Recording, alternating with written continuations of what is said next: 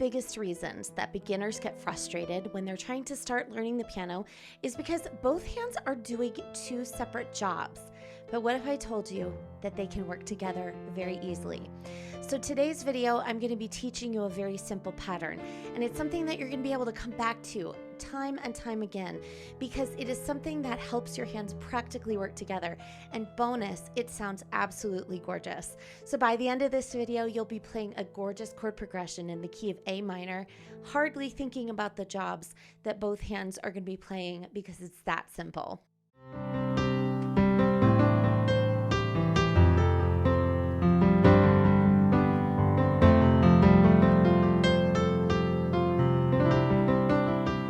Today's video, we are going to be playing in the key of A minor. A minor is a great one, especially for beginners, because there's only white notes to remember.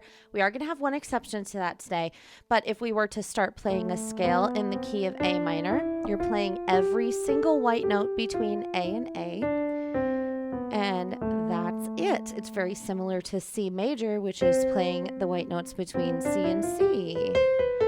But if you will notice that when we start with A, it has this darker sound to it as opposed to the brighter sound of C major. So what we're going to be doing, since we're talking about the individual jobs of each of the hands, is in general, our left hand is going to be playing a chord or a chord pattern, and the right hand is going to have a separate job, going to also be playing two notes of the chord, but then some other notes of the scale. Now let's decide what our chord progression is going to be today. So we're going to start out with, and I'm going to do this with both hands so that we can try the chords in both hands. We're going to start out with an A minor, and that's A, C, and E.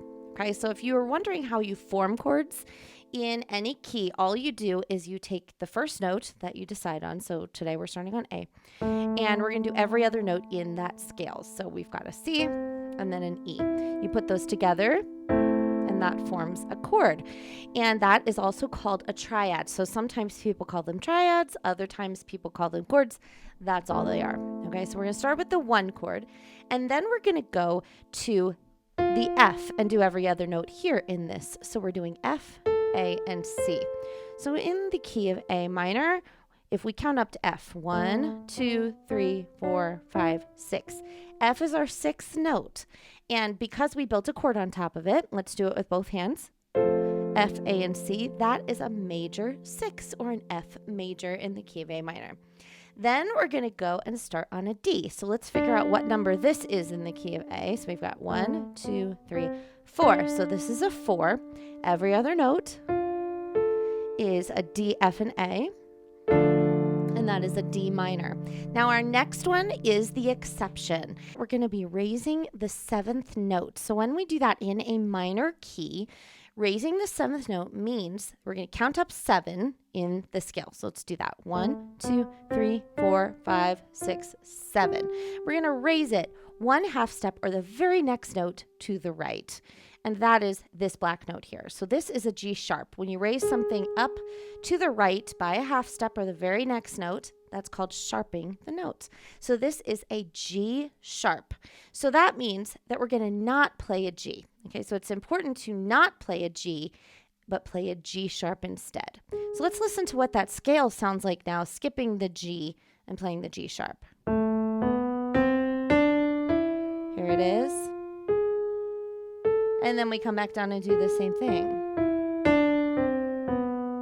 So that's actually called a harmonic minor scale. And the reason that's important is because it opens up some different chords that we can use that wouldn't ordinarily be in the key of A minor. So the one that we're going to use today is an E major. And so we're going to start on an E. What number is that in A minor? So let's count 1, 2, 3, 4, 5. This is our 5. We're going to do every other note with that harmonic G sharp there. So we have E, G sharp, and B, and that becomes a major 5 or an E major. And then we're going to go back to an A minor. So here it is all together. We'll do both hands at the same time. We've got A minor to F major, to D minor, to E major, and then to A minor. So doesn't that sound great when we go from that E major back to the A? And the reason that works so well is because the seventh note is called a leading tone. And that makes you want to go, it's leading to the next note. It wants to lead or move to that next note, and that's why it sounds so good when we do that. So I want you to just practice that and practice those triads in both hands. So these are called root position chords. When they are stacked on top of one another like this, in every other note like this, they're root position chords. So now that we've done those with both hands, we're going to now take it and just do it with the left hand, because then I'm going to give you the job for the right hand. So we're going to do 2 times of hitting the chord and then moving on to the next one. F, then to D minor, E major, and then A minor. Your right hand has a job as well, but what we're going to do first is we're going to play the first 2 notes only of the chord, and we're not going to play them together. We're going to do them separate. So if your left hand is playing an A minor, your right hand is going to play 2 notes, which is the A and the C. That's the first 2 notes of the chord. You're going to hit your left hand and then 2 notes in your right hand and then your left hand again. So here's the pattern. And then we'll move to our next one. Then we go to our F, move your hand along, then to D minor, E major, and then A minor. Now this is only the steps in order to how to get this to work. So this is not a completed song yet. But now you understand how your hands are moving. So the only thing that you're really needing to think about at this point are the notes of the chord. So if you've got the 3 notes in your left hand, you're golden, because it's already told you in the right hand what you're going to do. So after you've got that and you've practiced that once in a while, we're going to change up the pattern of the left hand to one of my favorite patterns. Now these are called representative chords, and we're going to make an octave instead of the triad, which is that stacked chord like that.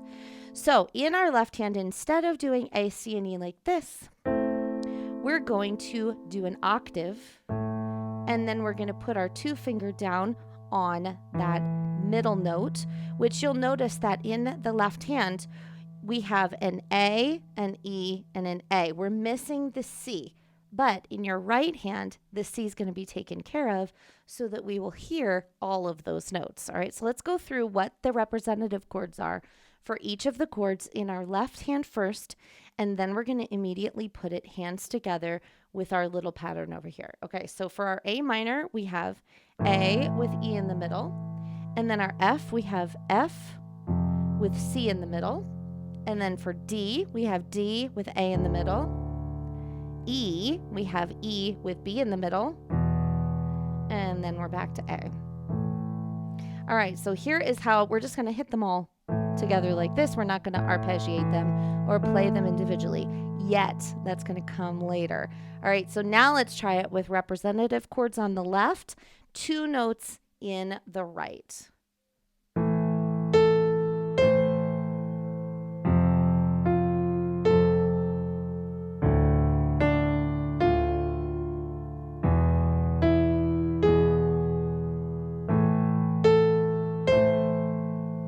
Still, the only thing you're thinking of is that chord, right?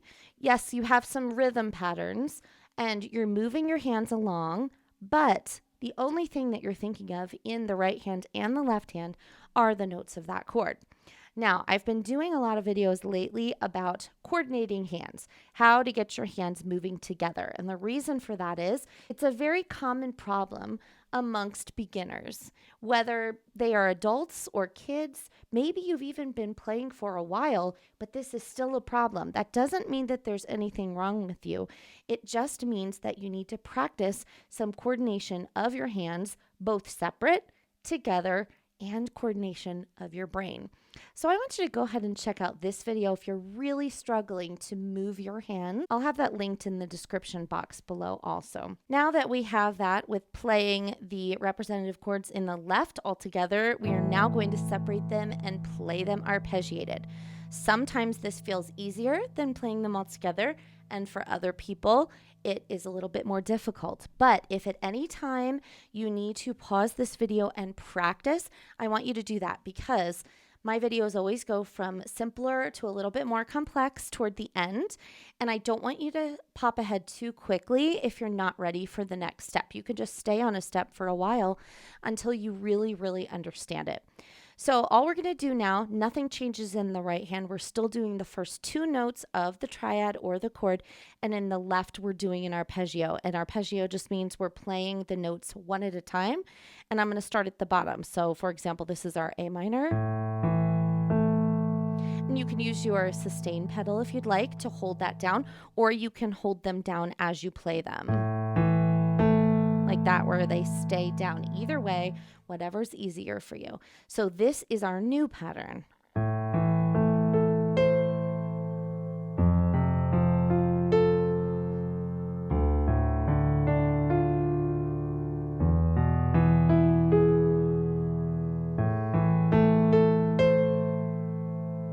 Stick around, because I'm going to show you a way to upgrade this a little bit more, so it's going to sound more professional, even though it already sounds beautiful, doesn't it?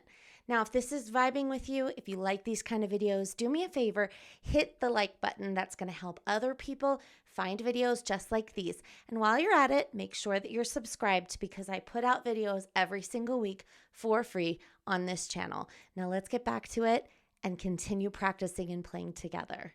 Now, still so far, this seems a little simple, right? It has a simple sound to it, and we want a little bit more interest and variety in the right hand.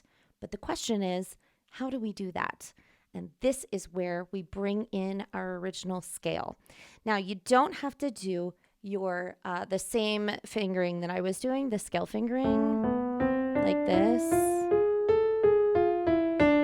If you know how to do that, or you want to do that and learn it, you absolutely can. But I just need you to be familiar with what the A minor scale is, because those are the notes that are available to you to add to our melody. So the first two notes are going to be the first two of the chord, like I told you. And then you're going to be allowed to use any other notes within the scale. So that doesn't scare you too much. It doesn't have to be a whole lot of notes all at the same time. Okay, so in the left hand, just to give us a little bit more time, I want you to do 2 times of this arpeggio. And then we'll do it again before we move on to our next chord, to the F. This is what I mean, where it doesn't have to be crazy. So we're going to do the 2 notes and then any other notes that you want before moving on. So it could sound something like this.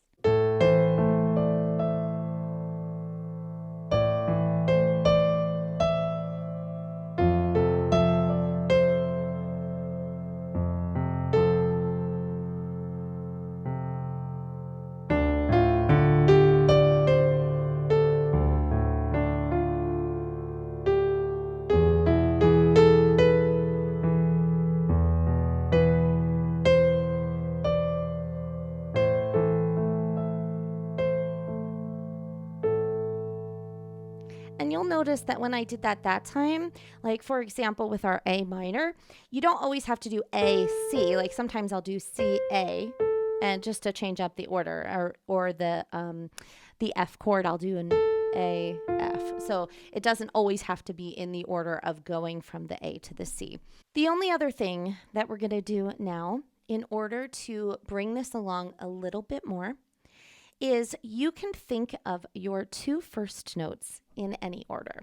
The first 2 notes that you play this time don't necessarily have to be those first 2 notes of the chord. It can be using the 3rd note of the chord as well. You're just going to pick 2 notes out of the chord in random. Here's what I mean. So let's look at the F chord, for example. Okay, so we were doing F and A, but this time I'm going to try to do an A and a C first, and then play any other notes within the scale. So it could be like this.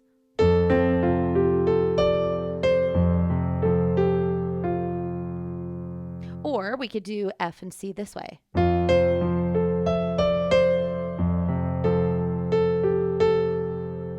I want you to now start thinking of the 3 notes of the chord.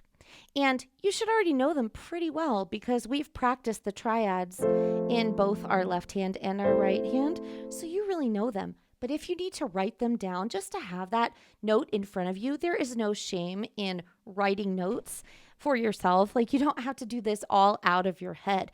Eventually, you will have the notes of the chords memorized to the point where you won't need to write them down. But if you need to write them down, go ahead and do that. And you can go very, very slowly to pick out 2 notes. The other thing that you're going to see me doing in this one is sometimes I will play 2 notes together at the beginning. However, every single time I play something in the right hand, it is 2 notes of the chord. Whether it is the first 2 notes, the second 2 notes, or the outside notes, it's always going to be one of them. So now let's put this all together and let's hear how this whole entire progression can sound.